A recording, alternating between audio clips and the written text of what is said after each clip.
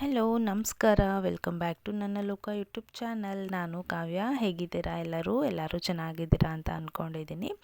ನಾನು ಕೂಡ ತುಂಬಾ ಚೆನ್ನಾಗಿದ್ದೀನಿ. ಬನ್ನಿ ಇವತ್ತಿನ ವ್ಲಾಗ್ನ ಸ್ಟಾರ್ಟ್ ಮಾಡೋಣ. Hi hello. ನಾನಿವತ್ತು ಕೃಷ್ಣ ಆಗ್ತೀನಿ. ಇವತ್ತಿನ ವ್ಲಾಗಲ್ಲಿ ಋತ್ವಿಕಲ್ ಸ್ಕೂಲಿನ ಕೃಷ್ಣನ ಕಾಂಪಿಟೇಷನ್ ಇತ್ತು. ಸೊ ಅದ್ರ ಬಗ್ಗೆ ಹಾಗೆ ಅವನಿಗೆ ಹೇಗೆಲ್ಲ ನಾನು ರೆಡಿ ಮಾಡಿದ್ದೆ ಈ ರೀತಿ ಅನ್ನೋದನ್ನು ಫುಲ್ ಕಂಪ್ಲೀಟ್ ವಿಡಿಯೋದಲ್ಲಿ ತೋರಿಸಿದ್ದೀನಿ. ಈ ವಿಡಿಯೋನ ಕೊನೆವರೆಗೂ ನೋಡಿ, ಇಷ್ಟ ಆದರೆ ಲೈಕ್ ಮಾಡಿ. ಸ್ವಲ್ಪ ವಾಯ್ಸ್ ಕೋಲ್ಡ್ ಆಗಿದೆ, ಅಡ್ಜಸ್ಟ್ ಮಾಡ್ಕೊಳ್ಳಿ. ಈ ಒಂದು ಬಾಕ್ಸಲ್ಲಿ ಋತ್ವಿಕಿನ ಸುಮಾರಷ್ಟು ಮೆಮೊರೀಸ್ನ ಇಟ್ಕೊಂಡಿದ್ದೀನಿ. ಇದು ಬರ್ಡೇಗೆ ಅಂತ ತೊಗೊಂಡಿದ್ದು ಅದು ಕೂಡ. ಹಾಗೆ ಇದು ಅವನಿಗೆ ಊಟ ಮಾಡಿಸ್ಬೇಕಾದ್ರೆ ಹಾಕ್ತಾ ಇದ್ದಿದ್ದು. ಒಂದು ಹ್ಯಾಟ್ನ ತೊಗೊಂಡಿದ್ದೆ ಚಿಕ್ಕಕ್ಕಿದ್ದಾಗ, ಕೂದಲು ತೆಗೆಸ್ತಿದ್ವಲ್ಲ ಆವಾಗ. ಸೊ ಕೃಷ್ಣನ್ ಡ್ರೆಸ್ ಮಾಡ್ತೀವಲ್ವ ಆವಾಗ ಇದನ್ನು ನಾನು ಯೂಸ್ ಮಾಡ್ತೀನಿ. ಲಾಸ್ಟ್ ಇಯರಿಂದ ಈ ಥರ ಯೂಸ್ ಮಾಡ್ತಾಯಿದ್ದೀನಿ. ಇದನ್ನು ನೀಟಾಗಿ ನಾನು ಈ ಬಾಕ್ಸಲ್ಲೇ ಹಾಕಿಟ್ಕೊಂಡಿದ್ದೆ. ಸೊ ನೋಡ್ತಾ ಇರ್ಬೋದು, ಫಸ್ಟ್ ಮಂತ್ 2 ಮಂತ್ಸ್ 3 ಮಂತ್ಸ್ ಆ ಥರ ಫೋಟೋಶೂಟ್ಸ್ನ ಮಾಡಿದ್ನಲ್ಲ, ಅದನ್ನೆಲ್ಲ ಈ ರೀತಿ ಟ್ಯಾಗ್ ಮಾಡಿ ಹಾಕಿದ್ದೆ. ಸೊ ಅದನ್ನು ಕೂಡ ಇಲ್ಲಿ ಇಟ್ಕೊಂಡಿದ್ದೀನಿ. ಇದೆಲ್ಲ ಒಂದು ಮೆಮೊರೀಸ್ ಆಗುತ್ತೆ. ಇದು ಅವನು ಹುಟ್ಟಿದಾಗ ಫಸ್ಟ್ ಇಯರಲ್ಲಿ, ಅಂದರೆ ಅವನಿಗೆ 8 ಮಂತ್ಸ್ ಆಗಿತ್ತು. ಆವಾಗ ಕೃಷ್ಣನ ಡ್ರೆಸ್ ಹಾಕಬೇಕು ಅಂತ ತೊಗೊಂಡು ಬಂದಿದ್ದು. ಅದನ್ನೇ ಈಗ 3 ವರ್ಷದಿಂದನೂ ಯೂಸ್ ಮಾಡ್ಕೊಂಡು ಬಂದಿದ್ದೀನಿ ಅಷ್ಟೇ ನೀಟಾಗಿ. ಈ ಕೊಳಲು ಕೂಡ ಅಷ್ಟೇ ನಾನೇ ಪ್ರಿಪೇರ್ ಮಾಡಿದ್ದು.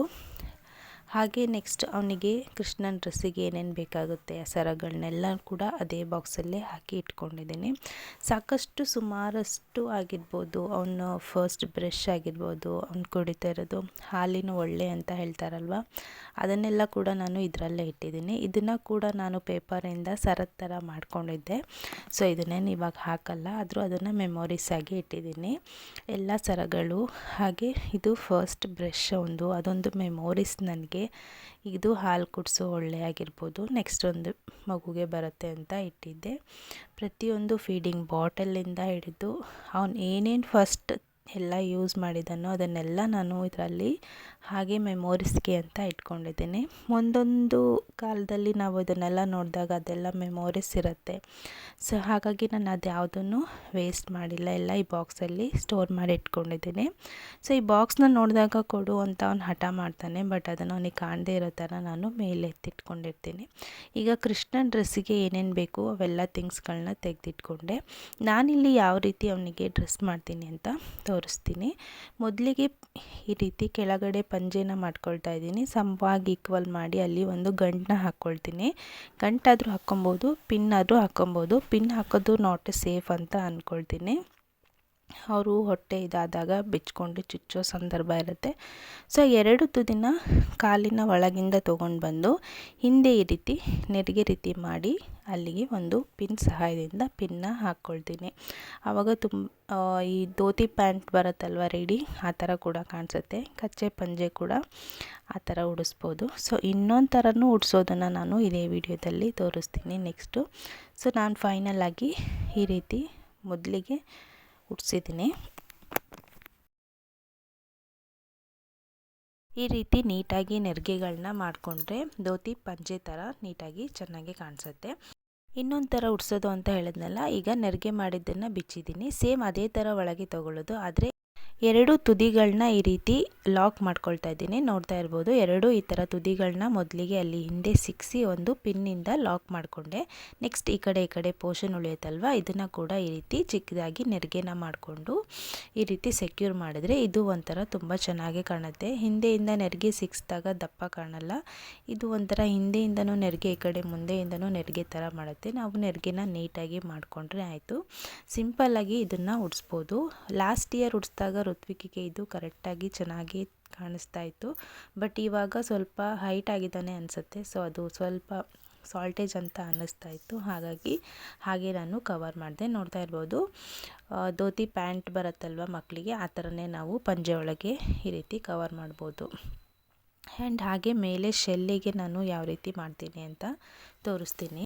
ನಾವಿಲ್ಲಿ ಸೀರೆ ನೆರಿಗೆನ ಮಾಡ್ಕೊಳ್ತೀವಲ್ಲ, ಅದೇ ರೀತಿ ಈ ಶೆಲ್ಲೆನ ಫುಲ್ಲು ನೆರಿಗೆನ ಮಾಡ್ಕೊಳ್ಬೇಕು. ಪಿನ್ನ ಸಹಾಯದಿಂದ ನೆರಿಗೆನ ನೀಟಾಗಿ ಮಾಡ್ಕೊಳ್ತಾ ಇದ್ದೀನಿ.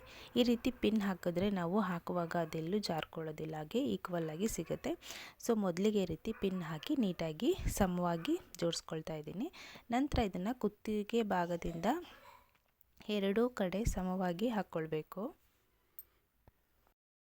ಈ ರೀತಿಯಾಗಿ ಸ್ವಲ್ಪ ಬ್ಯಾಕ್ ತಗೊಂಡು ಅಲ್ಲೊಂದು ಪಿನ್ ಹಾಕಿ ನೆಕ್ಸ್ಟ್ ಇವೆರಡನ್ನ ಇಂಟು ಮಾರ್ಕ್ದಲ್ಲಿ ಈ ರೀತಿ ಪಿನ್ ಹಾಕ್ಕೊಳ್ತಾ ಇದ್ದೀನಿ. ಸೊ ಅದನ್ನು ನೀಟಾಗಿ ಹಾಕ್ಕೊಳ್ಬೇಕು. ಆ ಕಡೆ ಒಂದು ಈ ಕಡೆ ಒಂದು ಈ ರೀತಿ ಪೋರ್ಷನ್ ನಮ್ಮ ಬಾಡಿ ಪೋರ್ಷನ್ ಕವರ್ ಆಗುತ್ತೆ. ಹಾಗೆ ಈಗ ಉಳಿದಿರೋ ಈ ಕಡೆ ಇದನ್ನು ತುದಿನ ಹಿಂದಕ್ಕೆ ಟ್ಯಾಗ್ ಮಾಡಿದರೆ ಆಯಿತು. ಇದು ಒಂಥರ ಚಿಟ್ಟೆ ಥರ ಆ ರೀತಿಯಾಗಿ ಬರುತ್ತೆ. ನೋಡ್ತಾ ಇರ್ಬೋದು, ತುಂಬಾ ನೀಟಾಗಿ ಕಾಣಿಸುತ್ತೆ. ಮಕ್ಕಳಿಗೆ ಮೈ ಕಾಣಿಸ್ತಾ ಇದೆ ಅನ್ನೋ ಮುಜುಗರ ಕೂಡ ಇರೋದಿಲ್ಲ. ಸೊ ಇವಾಗ ಇದಕ್ಕೆ ಏನೇನು ಜ್ಯುವೆಲ್ರೀಸ್ ಬೇಕು ಎಲ್ಲ ಜ್ಯುವೆಲ್ರೀಸ್ನ ಹಾಕ್ಕೊಳ್ತಾ ಇದ್ದೀನಿ. ಮೊದಲಿಗೆ ಸೊಂಟದ ಪಟ್ಟಿನ ಹಾಕ್ಕೊಳ್ತಾ ಇದ್ದೀನಿ. ಹಾಗೆ ಮಣಿ ಸರಗಳು, ನಾನು ಒಂದು ರಾಖಿನ ಸೇಮ್ ಇರೋ ರಾಖಿನ ತೊಗೊಂಡು ಅದಕ್ಕೆ ಕೈಗೆ ತೋಳ್ಬಂದಿ ಥರ ರೆಡಿ ಮಾಡ್ಕೊಂಡಿದ್ದೀನಿ. ನೋಡ್ತಾ ಇರ್ಬೋದು ಎಷ್ಟು ನೀಟಾಗಿ ನಾವು ಬಾಡಿಗೆ ಡ್ರೆಸ್ನ ತೊಗೊಂಡು ಬಂದು ಹಾಕ್ಕೊಳ್ತೀವಲ್ವ, ಸೊ ಅದೇ ಥರನೇ ಕಾಣಿಸುತ್ತೆ. ಮನೇಲಿ ನಾವು ಸಿಂಪಲ್ಲಾಗಿ ಈ ರೀತಿ ಮಾಡ್ಕೊಳ್ಬೋದು. ಇದಕ್ಕೆ ಬೇಕಾದರೆ ನಾವು ಫ್ರಂಟಲ್ಲಿ ಒಂದು ಚಿಕ್ಕ ವೇಲ್ ಸಹಾಯದಲ್ಲಿ ನೆರಿಗೆನ ಮಾಡಿ ಅದನ್ನು ಕೂಡ ಮಾಡಿಕೊಂಡೆ ಹಾಕ್ಬೋದು. ಅದು ಕೂಡ ಇನ್ನೂ ಯೂನಿಕ್ಕಾಗಿ ಚೆನ್ನಾಗಿರುತ್ತೆ. ಇಲ್ಲಿ ಕೃಷ್ಣನಿಗೆ ಮೇಕಪ್ನ ಸ್ಟಾರ್ಟ್ ಮಾಡಿದ್ದೀನಿ. ನಾನು ಮೊದಲಿಗೆ ಮಾಮಾ ಅರ್ತ್ ಅವನಿಗೆ ಡೈಲಿ ಯೂಸ್ ಮಾಡೋ ಕ್ರೀಮ್ನ ಹಚ್ಕೊಳ್ತಾ ಇದ್ದೀನಿ. ಯಾಕಂದರೆ ಇವಾಗ ನಾವು ಫೌಂಡೇಶನ್ನೆಲ್ಲ ಯೂಸ್ ಮಾಡ್ತೀವಿ, ಹಾಗೆ ಫೇಸ್ಗೆ ಕಲರ್ನ ಹಾಕ್ತೀನಲ್ವ, ಸೊ ಅವ್ನ ಫೇಸ್ಗೆ ಏನೂ ಎಫೆಕ್ಟ್ ಆಗಬಾರ್ದು ಅಂತ ಇಲ್ಲಿ ಮೊದಲಿಗೆ ನಾನು ಅವನಿಗೆ ಡೈಲಿ ಹಚ್ಚೋ ಮಾಯ್ಶ್ಚರೈಸರ್ನ ಹಚ್ಕೊಳ್ತಾ ಇದ್ದೀನಿ. ನಂತರ ಇಲ್ಲಿ ನಾನು ಒಂದು ಫೌಂಡೇಶನ್ನ ಯೂಸ್ ಮಾಡ್ಕೊಳ್ತಾ ಇದ್ದೀನಿ. ಮಕ್ಕಳಿಗೆ ಅದೇನೋ ಖುಷಿ, ಮಕ್ಕಳಿಗೆ ಈ ಥರ ರೆಡಿ ಮಾಡ್ತೀವಿ ಅಂದರೆ ತುಂಬಾ ಖುಷಿ. ಆ್ಯಂಡ್ ಅವನಿಗೆ ತುಂಬಾ ಜ್ವರ ಕೂಡ ಇತ್ತು. ಸೊ ಅವನು ಸುಸ್ತಾಗಿದ್ದರೂ ಅದನ್ನು ಅವನು ತೋರಿಸ್ಕೊತಾ ಇಲ್ಲ, ತುಂಬ ಆ್ಯಕ್ಟಿವ್ ಆಗೇ ಇದ್ದಾನೆ. ಆ್ಯಂಡ್ ಈಗ ಫೌಂಡೇಶನ್ನ ಹಚ್ಚಿ ನೀಟಾಗಿ ಬ್ಲೆಂಡ್ ಮಾಡಿಕೊಂಡೆ. ಯೂಶ್ವಲಿ ನಾನು ಈ ಫೌಂಡೇಶನ್ನೆಲ್ಲ ಏನೂ ಹಾಕೋಲ್ಲ, ಈ ರೀತಿ ಪ್ರೋಗ್ರಾಮ್ ಇರೋದಕ್ಕೋಸ್ಕರ ನಾನು ಫೌಂಡೇಶನ್ನ ಹಾಕಿ ಕಾಂಪ್ಯಾಕ್ಟ್ನ ಹಾಕ್ಕೊಳ್ತಾ ಇದ್ದೀನಿ. ನಂತರ ಇದ್ರ ಮೇಲೆ ಐ ಶ್ಯಾಡೋ ಪ್ಯಾಲೆಟಲ್ಲಿ ಬರೋ ಬ್ಲೂ ಕಲರ್ನ ಸ್ವಲ್ಪನೇ ಹೈಲೈಟ್ ಮಾಡ್ಕೊಳ್ತಾ ಬರ್ತೀನಿ. ಹೋದ ವರ್ಷ ಕೃಷ್ಣನ ಕಾಂಪಿಟೇಷನಿಗೆ ಕೂಡ ನಾನು ಈ ರೀತಿಯೇ ಸೇಮ್ ಮಾಡಿದ್ದೆ. ಈ ವರ್ಷವೂ ಸೇಮ್ ಮಾಡ್ತಾಯಿದ್ದೀನಿ. ಯಾಕಂದರೆ ನನ್ನ ಮೈಂಡಲ್ಲಿ ಯಾವ ಥರ ಐಡಿಯಾಸ್ ಕೂಡ ಇರಲಿಲ್ಲ. ಹಾಗೆ ಈ ವರ್ಷ ಯಶೋದೆ ಕಾಂಪಿಟೇಷನ್ ಕೂಡ ಇತ್ತು. ಸೊ ನಾನು ಕೂಡ ಅದರಲ್ಲಿ ಭಾಗವಹಿಸೋಣ ಅಂತ ಅಂದ್ಕೊಂಡಿದ್ದೆ. ಸೊ ಫೈನಲಾಗಿ ಲಾಸ್ಟ್ ಇಯರ್ ಮಾಡಿದ್ದೆ, ತುಂಬಾ ಚೆನ್ನಾಗಿತ್ತು. ಅದೇ ಥಿಂಗ್ಸ್ಗಳೇ ಇತ್ತು. ಹಾಗೆ ನಾನು ಕೂಡ ಸ್ವಲ್ಪ ಬ್ಯುಸಿ ಇದ್ದೆ, ನನಗೆ ಏನನ್ನೂ ತೊಗೊಳ್ಳೋಕ್ಕೆ ಆಗಿರಲಿಲ್ಲ. ಹಾಗಾಗಿ ಹೋದ ವರ್ಷ ಯಾವ ರೀತಿ ಮಾಡಿದ್ನೋ ಈ ವರ್ಷವೂ ಕೂಡ ಅದೇ ರೀತಿಯೇ ಮಾಡಿಕೊಂಡೆ. ಲಾಸ್ಟ್ ಇಯರ್ ಈ ರೀತಿ ಮಾಡಿದ್ದಕ್ಕೆ ಅವನಿಗೆ ಫಸ್ಟ್ ಪ್ರೈಸ್ ಬಂದಿತ್ತು. ಆ್ಯಂಡ್ ಅವನು ಕೂಡ ಒಂದು ಡಿಡಿಕಾ ಸಾಂಗ್ನ ಹೇಳಿದ್ದ, ಅದು ಕೂಡ ತುಂಬಾ ಇಂಪ್ರೆಸ್ ಆಗಿತ್ತು ಎಲ್ಲರಿಗೂ. ಸೊ ನೋಡ್ತಾ ಇರ್ಬೋದು, ಈ ರೀತಿ ಬ್ಲೂ ಕಲರ್ನ ತಾನು ತುಂಬ ಡಾರ್ಕಾಗಿ ಹಚ್ತಾಯಿಲ್ಲ, ತುಂಬ ಡಾರ್ಕಾಗಿ ಹಚ್ಚಿದ್ರೆ ಅದು ಅಷ್ಟು ಚೆನ್ನಾಗಿ ಕಾಣಲ್ಲ ಫೇಸ್ಗೆ. ಲೈಟಾಗಿ ಅಲ್ಲಲ್ಲೇ ಬ್ಲೂ ಕಲರ್ನ ಹಚ್ಚಿ ನೆಕ್ಸ್ಟ್ ನಾನು ಬ್ಲೆಂಡ್ ಮಾಡಿಕೊಂಡು ನೆಕ್ಸ್ಟ್ ಸಿಲ್ವರ್ ಕಲರಲ್ಲಿ ಫೇಸ್ಗೆ ಶೈನಿಂಗ್ ಕೊಡ್ತೀನಿ. ಯಾವಾಗ ಒಂದು ಫೇಸ್ ಒಂಥರ ಶೈನ್ ಆಗಿ ಕಾಣುತ್ತೆ. ಹಾಗೆ ಬ್ಲಷಸ್ನ ಕೂಡ ಅಪ್ಲೈ ಮಾಡಿ ಅವನಿಗೆ ಫುಲ್ ಮೇಕಪ್ ಮಾಡ್ತಾಯಿದ್ದೀನಿ. ಸೊ ಅವನು ಮೇಕಪ್ ಮಾಡ್ತಾನೆ ಅವ್ನ ಡೈಲಾಗ್ ಕೂಡ ಪ್ರಾಕ್ಟೀಸ್ ಮಾಡ್ತಾಯಿದ್ದ. ಆ್ಯಂಡ್ ಡ್ರೆಸ್ನ ಉಡಿಸ್ಬೇಕಾದ್ರೂ ಕೂಡ ಅವ್ನ ಡೈಲಾಗ್ನ ಪ್ರಾಕ್ಟೀಸ್ ಮಾಡ್ತಾಯಿದ್ದ. ನಾವು ಎಷ್ಟೇ ನೀಟಾಗಿ ಡೈಲಾಗ್ ಹೇಳ್ಕೊಟ್ರು, ಅವ್ನು ನಮ್ಮ ಮುಂದೆ ಎಷ್ಟೇ ಚೆನ್ನಾಗಿ ಡೈಲಾಗ್ ಹೇಳ್ಕೊಟ್ರು ಅಲ್ಲಿ ಪ್ರೋಗ್ರಾಮಲ್ಲಿ ಅವ್ನು ಖಂಡಿತ ಮಿಸ್ ಮಾಡೇ ಮಾಡ್ತಾನೆ. ಲಾಸ್ಟ್ ಇಯರ್ ಕೂಡ ಅವನು ಆ ರೀತಿ ಮಿಸ್ ಮಾಡಿದ, ಬಟ್ ಸಾಂಗ್ನ ತುಂಬ ನೀಟಾಗಿ ಹೇಳ್ದ.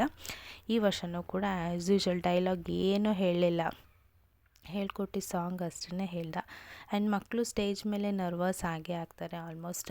ಈಗ ಲಿಫ್ಟಿಕ್ನ ಅಪ್ಲೈ ಮಾಡ್ತಾಯಿದ್ದೀನಿ.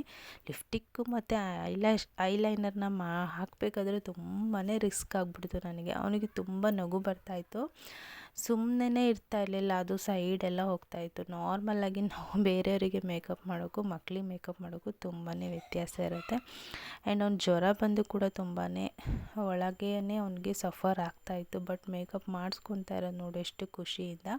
ಆ್ಯಂಡ್ ಲಿಫ್ಟಿಕ್ಕಿಂದ ನಾನೀಗ ಹಣೆಗೆ ಹಚ್ಕೊಳ್ತಾ ಇದ್ದೀನಿ ತಿಲಕ ಥರ. ಲಿಫ್ಟಿಕ್ ಅಲ್ಲೇ ಕೈಗೆ ಕೂಡ ಬಣ್ಣನ ಹಚ್ಚಿದ್ದೆ.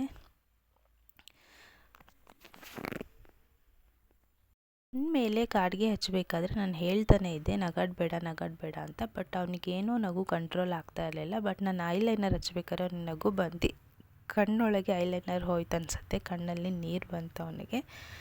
ಸೊ ಅದನ್ನೆಲ್ಲ ನೀಟಾಗಿ ಒರೆಸ್ದೆ. ಅವನಿಗೆ ಕಣ್ಣಲ್ಲಿ ನೀರು ಜಾರಿದ್ರೆ ಎಲ್ಲಿ ಮೇಕಪ್ ಅಳಿಸೋಗುತ್ತೆ ಅಂತ ಕೂಡ ಚಿಂತೆ ಪಾಪ. ಸೊ ಫೈನಲ್ ಆಗಿ ಈ ರೀತಿ ಆಗಿ ನೆಕ್ಸ್ಟು ವೈಟ್ ಕಲರ್ ಕನ್ಸಿಲ್ಲರಿಂದ ನಾನು ಇಲ್ಲಿ ರೀತಿ ತಿಲಕನ ಈ ಶೇಪಲ್ಲಿ ಮಾಡ್ಕೊಳ್ತಾ ಇದ್ದೀನಿ. ಸೊ ಫೈನಲ್ ಆಗಿ ಕೃಷ್ಣ 50% ರೆಡಿ ಆದ. ಇವಾಗ ನಾನು ಸರಗಳು ಹಾಗೆ ಕಿರೀಟ ಎಲ್ಲನೂ ಏನೇನು ಹಾಕಬೇಕೋ ಎಲ್ಲದನ್ನು ಹಾಕಿ ಫಿನಿಷ್ ಮಾಡಿದೆ. ಟೈಮ್ ಬೇರೆ 10ಗೆ ಬರೋಕ್ಕೆ ಹೇಳಿದ್ರು. ಇವನಿನ್ನೂ ತಿಂಡಿ ತಿಂದಿರಲಿಲ್ಲ, ಜ್ವರ ಬಂದಿತ್ತು, ಟಾನಿಕ್ ಬೇರೆ ಹಾಕಬೇಕಾಗಿತ್ತು. ಸೊ ತುಂಬಾ ಕ್ಯೂಟಾಗಿ ತುಂಬಾ ಮುದ್ದಾಗಿ ಕಾಣಿಸ್ತಾ ಇದ್ದ. ಹಾಗೆ ಎಲ್ಲ ಸರಗಳನ್ನ, ಈ ಮುತ್ತಿನ ಸರ 3 ಎಳೆ ಸರ ಬಂದಿತ್ತು. ಕುತ್ತಿಗೆಯಿಂದ ಸ್ಟೆಪ್ ಬೈ ಸ್ಟೆಪ್ 3 ಸ್ಟೆಪ್ಪು ಬಂದಿತ್ತು. ಇದು ನಾನು ಮದುವೆಗೆ ಮುಂಚೆ ಇದನ್ನು ತೊಗೊಂಡಿದ್ದೆ. ತುಂಬಾ ಯುನೀಕ್ ಮುತ್ತಿದು, ಹೈದರಾಬಾದಿಂದ ತೊಗೊಂಡಿದ್ದು. ತುಂಬಾ ಚೆನ್ನಾಗಿತ್ತು. ನನಗಂತೂ ಯೂಸ್ ಆಗಲಿಲ್ಲ. ಇವನಿಗೆ ಲಾಸ್ಟ್ ಟೈಮಲ್ಲಿ ಧೋತಿ ಶರ್ವಾನಿ ಹಾಕಿದಾಗ ಇದು ಸರನ ಹಾಕಿ ಕಳಿಸಿದ್ದೆ ಸ್ಕೂಲಲ್ಲಿ. ಗೊತ್ತಲ್ಲ ಮಕ್ಕಳು ಯೂಶ್ವಲಿ ಏನೇ ಒಂದು ಹಾಕಿದ್ರು ಅಲ್ಲಿ ಕಿತಾಪತಿ ಮಾಡ್ಕೊಂಡು ಅದನ್ನು ಹರಿದಾಕೊಂಡು ಬಂದಿರ್ತಾರೆ. ಸೊ ಇದು 3 ಭಾಗವಾಗಿ ನನಗೆ ಸಿಕ್ತು. ಸೊ ಇಲ್ಲಿ ನಾನು 2 ರೀತಿ ಮುತ್ತಿನ ಸರನ ಪಿನ್ ಸಹಾಯದಿಂದ ಹಾಕಿ ಹಾಗೆ ಒಂದು ನೆಕ್ಲೆಸನ್ನು ಇಟ್ಟಿದ್ದೆ, ಅದನ್ನು ಕೂಡ ಇಟ್ಟೆ. ಈ ರೀತಿ ಹಾಕಿ ನೋಡಿದ್ರೆ ಚೆನ್ನಾಗಿ ಕಾಣುತ್ತಾ ಅಂತ ನೋಡಿದೆ, ಬಟ್ ಅದು ಬೇಡ ಅಂತ ಅನ್ನಿಸ್ತು. ಸೊ ಹಾಗಾಗಿ ನಾನು ಹಾಕಲಿಲ್ಲ. ಲಾಸ್ಟ್ ಹೇಳಿರಬೇಕಾದ್ರೆ ರಾಖಿನ ಈ ರೀತಿ ತೋಳ್ಬಂದಿ ಥರ ಮಾಡಿದ್ದೀನಿ ಅಂತ ಹೇಳಿದ್ನಲ್ಲ. ಸೊ ಈ ಥರ ರಾಖಿನ ಇಲ್ಲಿ ತೋಳ್ಬಂದಿ ಥರ ಕಟ್ಕೊಂಡೆ. ಜುಮ್ಕಕ್ಕೆ ಹಾಕೋ ಮಾಟಿ ಇರುತ್ತಲ್ವ, ಅದನ್ನು ನಾನು ಇಲ್ಲಿ ರೀತಿ ಈ ಕಡೆ ಸೈಡಲ್ಲಿ ಚೆನ್ನಾಗಿ ಕಾಣುತ್ತೆ ಅಂತ ಇದನ್ನು ಈ ರೀತಿ ಇಲ್ಲಿ ಐಡಿಯಾ ಮಾಡಿ ಹಾಕಿದ್ದೀನಿ. ಸೊ ಇದನ್ನು ತೊಗೊಂಡಿದ್ದೆ ನಾನು, ಮುತ್ತಿಂದು ಚೆನ್ನಾಗಿರುತ್ತೆ ಅಂತ. ಅದನ್ನು ಕೂಡ ನಾನು ಯೂಸ್ ಮಾಡಿಲ್ಲ. ಇದೆಲ್ಲ ನನ್ನ ಮಗನಿಗೆ ಯೂಸ್ ಆಗ್ತಾಯಿದೆ. ಫೈನಲ್ ಆಗಿ ನೋಡ್ತಾ ಇರ್ಬೋದು ನನ್ನ ಮುದ್ದು ಕೃಷ್ಣ ಎಷ್ಟು ಚೆನ್ನಾಗಿ ಕಾಣಿಸ್ತಾ ಇದ್ದಾನೆ ಅಂತ. ಈ ತುರುಬಿಗೆ ಹೂವದೊಂದು ಗುಚ್ಚು ಹಾಕ್ಕೊತೀವಲ್ಲ, ಅದನ್ನು ಈ ರೀತಿ ಕೈಗೆ ಕಟ್ಟಿದ್ದೀನಿ. ಇದು ಒಂದೇ ಇದ್ದಿದ್ದು. ಸೊ ಇದನ್ನೇ ಒಂದು ಕೈಗೆ ಹಾಕಿ ನನ್ನ ಮುದ್ದು ಕೃಷ್ಣನ ಕೈಗಳಿಗೆ ಮುದ್ದಾದ ಸಿಹಿ ಮುತ್ತನ್ನು ಕೊಟ್ಟೆ. ತುಂಬಾ ಕ್ಯೂಟಾಗಿ ಕಾಣಿಸ್ತಾ ಇದ್ದಾನೆ, ನೋಡ್ತಾ ಇರ್ಬೋದು. ಹಾಗೆ ಮನೆಯಲ್ಲೂ ಕೂಡ ವಿಡಿಯೋ ಮತ್ತು ಅವನಿಗೆ ಈ ರೀತಿ ಡೈಲಾಗ್ನ ಹೇಳು ಅಂತ ನಾನು ಹೇಳಿಸ್ತಾ ಇದ್ದೆ. ಅವನು ಕೂಡ ಇಲ್ಲಿ ಪರ್ಫೆಕ್ಟಾಗೇ ಹೇಳ್ದ. ನೋಡಿ ನೀವೇ ಏನು ಹೇಳ್ತಾನೆ ಅಂತ ಕೇಳಿ.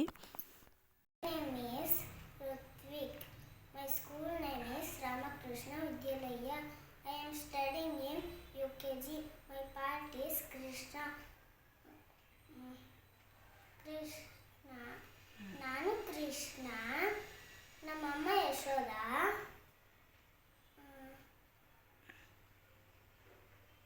ಏನು ಅಮ್ಮನ ಮುದ್ದಿನ ಮಗ ನಾನು. ಅಮ್ಮನ ಮುದ್ದಿನ ಮಗ. ಎಲ್ಲಿ ನೋಡ್ಕೊಂಡು ಹೇಳೋದು? ಅಮ್ಮ ಮುದ್ದಿನ ಮಗ. ಬೆಣ್ಣೆ ಅಂದರೆ ತುಂಬ ಇಷ್ಟ. ನಮ್ಮಮ್ಮ ಬೆಣ್ಣೆ ಮಾಡಿಕೊಟ್ಟಿರೋದು ಕದ್ದಿ ತಿಂತೀನಿ. ಆಮೇಲೆ ಅಮ್ಮನಿಗೆ ಏನು ಹೇಳ್ತೀನಿ ಗೊತ್ತಾ? ಅಮ್ಮನಿಗೆ ಏನು ಹೇಳ್ತೀನಿ ಗೊತ್ತಾ? ಹಾಡೇಳಿ. ಅಮ್ಮ ನಾನು ದೇವರಾಣಿ, ಬೆಣ್ಣೆ ಕತ್ತಿಲಮ್ಮ. ಅಮ್ಮ ನಾನು ದೇವರಾಣಿ, ಬೆಣ್ಣೆ ಕತ್ತಿಲಮ್ಮ. ಎಲ್ಲ ಸೇರಿ ನನ್ನ ಬಾಯಿಗೆ, ಎಲ್ಲ ಸೇರಿ ನನ್ನ ಬಾಯಿಗೆ ಬೆಣ್ಣೆಯ ಮೆತ್ತಿದರು ಅಮ್ಮ. ಅಮ್ಮ ನಾನು ದೇವರಾಣಿ, ಬೆಣ್ಣೆ ಕತ್ತಿಲಮ್ಮ. ಅಮ್ಮ ನಾನು ಹಾಗೆ ತಿಂಡಿ ತಿನ್ನಿಸಿ ಟಾನಿಕ್ ಎಲ್ಲ ಹಾಕಿ ನಾವು ಸ್ಕೂಲಿಗೆ ಹೋಗೋ ಅಷ್ಟೊತ್ತಿಗೆ ಪ್ರೋಗ್ರಾಮ್ ಸ್ಟಾರ್ಟ್ ಆಗಿಬಿಟ್ಟಿತ್ತು. ಲಾಸ್ಟ್ ಇಯರ್ ತುಂಬಾ ಚೆನ್ನಾಗಿ ಮಾಡಿದರು, ಡ್ಯಾನ್ಸ್ ಎಲ್ಲ ಇತ್ತು. ಸೊ ಈ ವರ್ಷ ಎಲ್ಲ ಬೇಗನೆ ಸ್ಟಾರ್ಟ್ ಆಗಿತ್ತು. ನೋಡ್ತಾ ಇರ್ಬೋದು ಎಲ್ಲ ಕ್ಯೂಟ್ ಕೃಷ್ಣಗಳು ರೆಡಿಯಾಗಿ ಬಂದು ಕೂತ್ಕೊಂಡಿದ್ದಾರೆ. ಎಲ್ಲರೂ ತುಂಬಾ ಮುದ್ದಾಗಿ ಕಾಣಿಸ್ತಾಯಿದ್ರು, ಒಬ್ರಿಗಿಂತ ಒಬ್ಬರು ತುಂಬಾ ಕ್ಯೂಟಾಗಿ ಕಾಣಿಸ್ತಾಯಿದ್ರು. ಆ್ಯಂಡ್ ಋತ್ವಿಕ್ ಕೂಡ ಬಂದು ಅವನ ಪ್ಲೇಸಲ್ಲಿ ಕೂತ್ಕೊಂಡ. ಹಾಗೆ ಪ್ರೋಗ್ರಾಮ್ಗಳು ಕೂಡ ಸ್ಟಾರ್ಟ್ ಆಗ್ತಾಯಿತ್ತು. 1 by 1 ಸ್ಟೂಡೆಂಟು ಅವ್ರು ಏನೇನು ಪ್ರಾಕ್ಟೀಸ್ ಮಾಡ್ಕೊಂಬಂದಿದ್ದಾರೋ ಅದನ್ನೆಲ್ಲ ಸ್ಟೇಜ್ ಮೇಲೆ ಹೇಳ್ತಾಯಿದ್ರು. ಸ್ಟೇಜ್ ಮೇಲೆ ಹೋದ್ಮೇಲೆ ಯೂಶ್ವಲಿ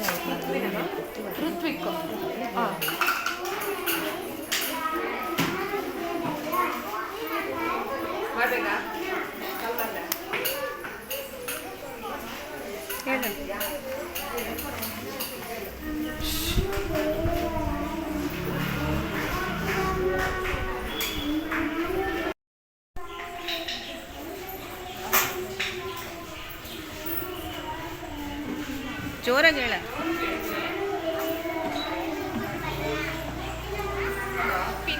ಬನ್ನಿ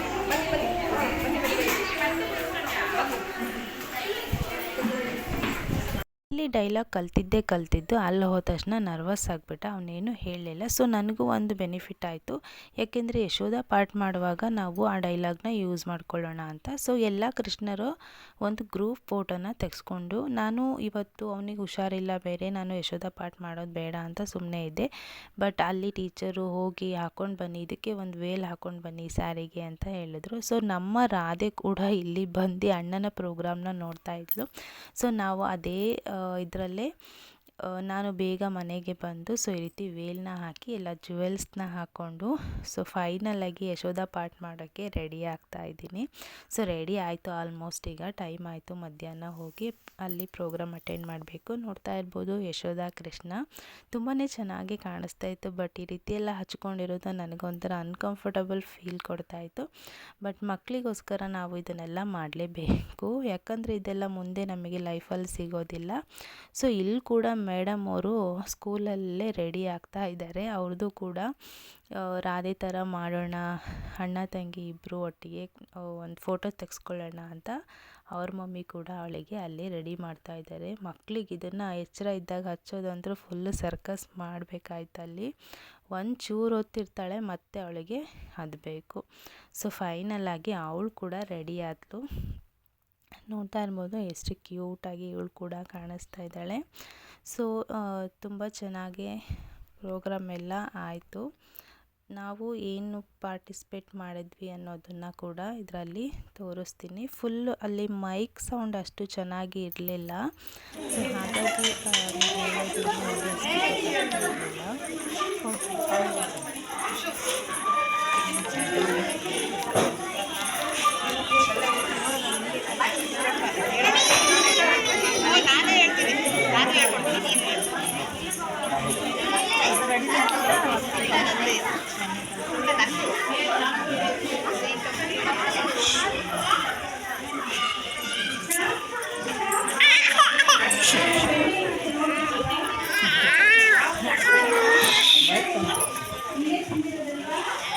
ಅಲ್ಲಿ ಅಣ್ಣ ನೋಡ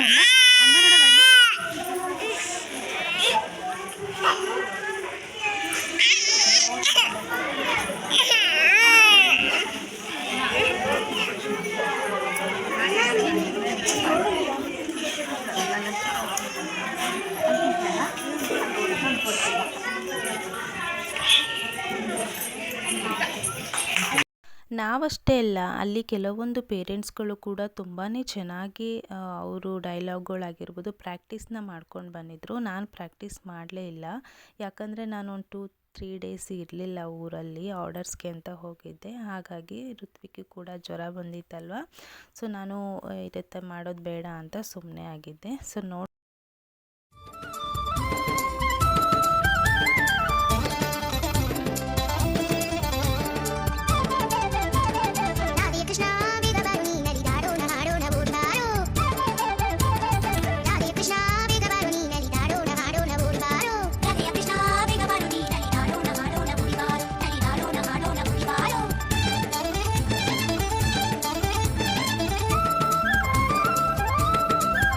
ಇವತ್ತಿನ ವ್ಲಾಗ್ನ ಇಲ್ಲಿಗೆ ಎಂಡ್ ಮಾಡ್ತಾ ಇದ್ದೀನಿ. ಟೇಕ್ ಕೇರ್, ಬಾಯ್.